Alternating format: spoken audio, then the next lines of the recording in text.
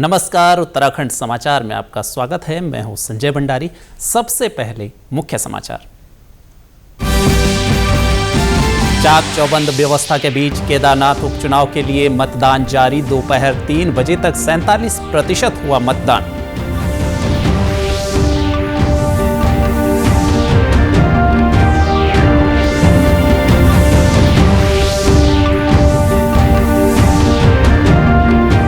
देहरादून के ओएनजीसी चौक पर हुए हादसे के बाद ट्रैफिक सिग्नलों का बढ़ाया गया समय। अब रात 10 बजे की बजाय 12 बजे तक चलते रहेंगे सिग्नल। हर चौक पर बनेंगे स्पीड ब्रेकर।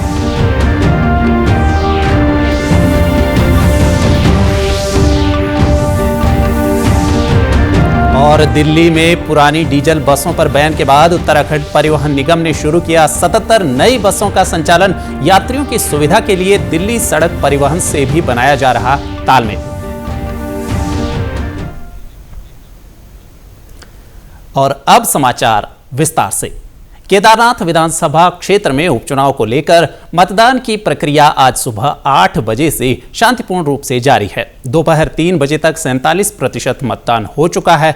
आपको बता दें कि इस वर्ष 9 जुलाई को केदारनाथ विधानसभा की विधायक शैला रानी रावत के निधन से यह सीट खाली हो गई थी, जिसके लिए आज मतदान हो रहा है। वहीं केदारनाथ विधानसभा उपचुनाव में सत्तारूढ़ बीजेपी और विपक्षी कांग्रेस के बीच सीधा मुकाबला माना जा रहा है। हालांकि इस हॉट सीट पर 6 प्रत्याशी मैदान में हैं।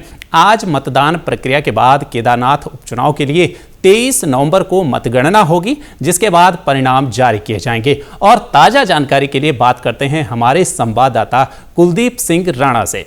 कुलदीप, केदारनाथ विधानसभा उपचुनाव में मतदान को लेकर मतदाताओं में उत्साह रहा। दिन चढ़ने के साथ मतदाता अधिक संख्या में मतदान स्थलों तक पहुंचे।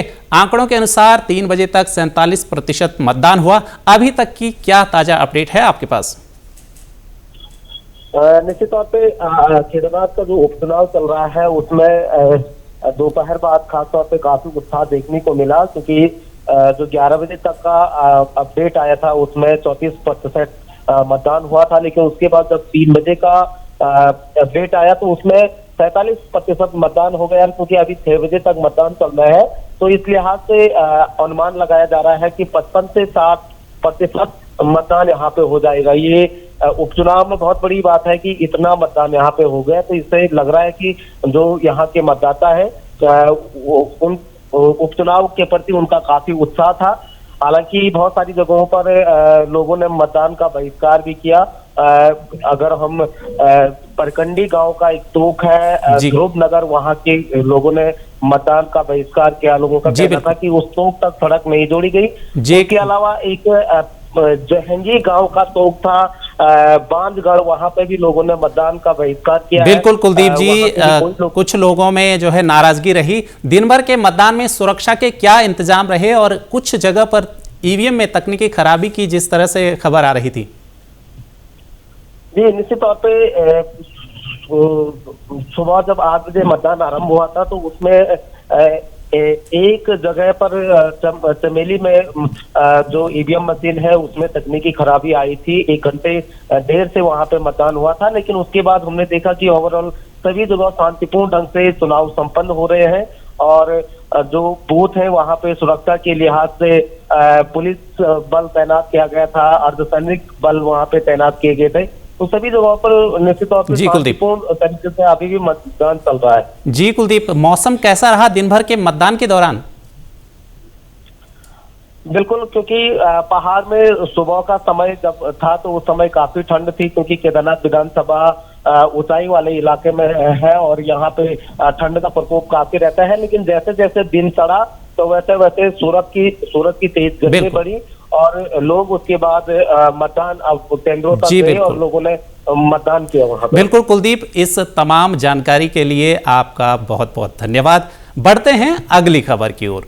खेल मंत्री रेखा आर्य ने देहरादून के रायपुर स्थित महाराणा प्रताप स्पोर्ट्स कॉलेज में जनपद स्तरीय खेल महाकुंभ का शुभारंभ किया। खेल महाकुंभ में विभिन्न खेलों में 1100 से करीब महिलाएं प्रतिभाग कर रही हैं। खेल मंत्री ने 100 मीटर दौड़ की प्रतिभागी बालिकाओं को मेडल पहनाकर पुरस्कृत भी किया। इसके बाद खेल मंत्री ने स्पोर्ट्स कॉलेज परिसर में राष्ट्रीय खेलों की तैयारियों का जायजा भी लिया। खेल मंत्री ने कहा कि अब राज्य स्तरीय खेल महाकुंभ के पहला, दूसरा और तीसरा स्थान प्राप्त करने वाले खिलाड़ी भी सरकारी नौकरी में 4% आरक्षण का लाभ ले पाएंगे। उन्होंने कहा कि इस बाबत खेल विभाग की ओर से प्रस्ताव तैयार किया जा रहा है, जल्द ही इसे लागू कर दिया जाएगा। जनपद स्तरीय खेल महाकुंभ की शुरुआत हो गई है। 2 दिवसीय खेल महाकुंभ रहेगा और निश्चित रूप से आज इस खेल महाकुंभ में जिस प्रकार से बालिकाओं का प्रतिभाग और जिस प्रकार से एथलेटिक के गेम्स यहाँ पर हुए हैं, वो साफ बताता है कि लड़कियां पूरी तरीके से ऊर्जा से भरी है और खेल के प्रति एक अद्भुत उनके अंदर रुचि है और खेल को लेकर उनकी गंभीरता उसको करियर बनाने के दृष्टिकोण से भी उनके वार्तालाप से झलकता है। तो निश्चित रूप से इस प्रकार के खेल महाकुंभ एक सुंदर अवसर जो है वो हमारे खिलाड़ियों को देने का काम करता है। दिल्ली की रोडवेज बस सेवा प्रभावित होने के बाद उत्तराखंड परिवहन निगम ने सभी डिपो को अलर्ट जारी कर दिया है। जो बसें दिल्ली में नहीं घुस सकते उन्हें यूपी में दिल्ली की सीमा पर रोककर सवारियों को दिल्ली भेजने के लिए दिल्ली परिवहन विभाग से तालमेल बनाया जा रहा है। उत्तराखंड परिवहन निगम 180 CNG बसें दिल्ली मार्ग पर संचालित कर रहा है। इसके साथ ही BS6 मानक की 12 वॉल्वो बसों के फेरे बढ़ाए गए हैं। 130 नई बसों में से 77 को दिल्ली मार्ग पर संचालित किया जा रहा है, जबकि बाकी 53 भी जल्द ही चलाई जाएंगी। जो बसें दिल्ली में प्रवेश नहीं कर पा रही उन्हें यात्रियों की जरूरत के अनुसार मोहन नगर, कौशाम्बी, दिल्ली सीमा तक पहुंचाया जा रहा है। इससे आगे सवारियों को भेजने के लिए DTC की बसों के प्रयोग के लिए दिल्ली सड़क परिवहन से तालमेल बनाया जा रहा है। निगम प्रबंधन का दावा है कि यात्रियों को परेशानी न हो, इसके लिए तमाम कदम उठाए जा रहे हैं।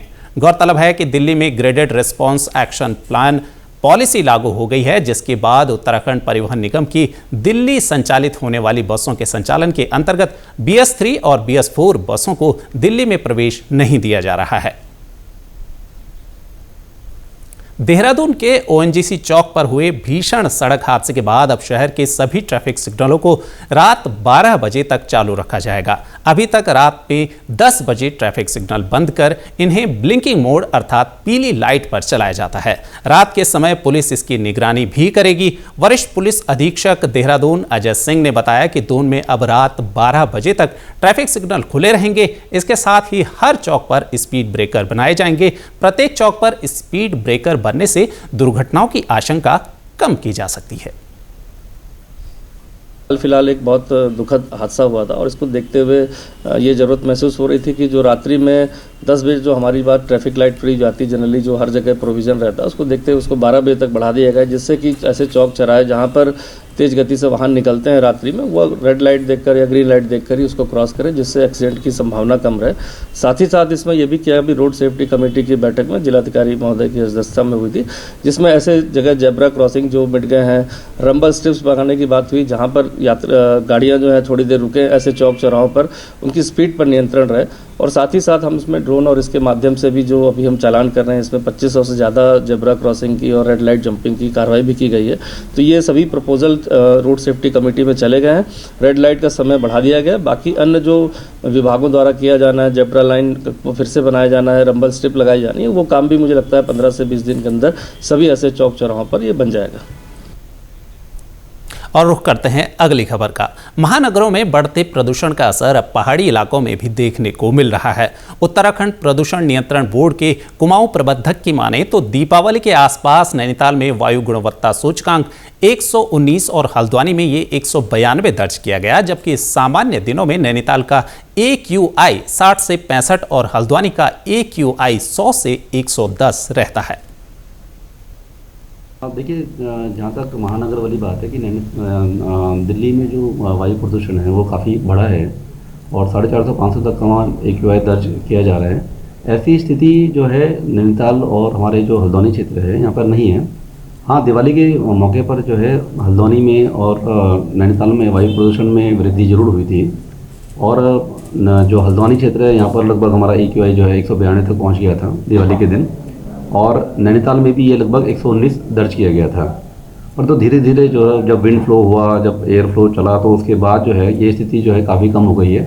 और आज की स्थिति में, आज की डेट में जो है नैनीताल का जो AQI है वो लगभग 60-65 के आसपास दर्ज किया जा रहा है, जबकि ये जो हल्द्वानी में है वो लगभग 100 के आसपास, 100-110 के आसपास दर्ज किया जा रहा है। हालांकि अभी उत्तराखंड के महानगरों और पहाड़ों में हवा काफी हद तक शुद्ध है। प्रभागीय वन अधिकारी चंद्रशेखर जोशी का कहना है कि किसानों द्वारा पराली जलाने से प्रदूषण की समस्या बढ़ जाती है। उन्होंने कहा कि दूसरे राज्यों में बढ़ते प्रदूषण को देखते हुए उत्तराखंड में पर्यावरण संरक्षण के लिए अभी से काम करने की जरूरत है। सर्दियों के समय में जो है ये हर बार जो है प्रदूषण की समस्या दिखती है। इसको स्मॉग भी कहा जाता है, जो सिटीज़ के आसपास दिखती हैं।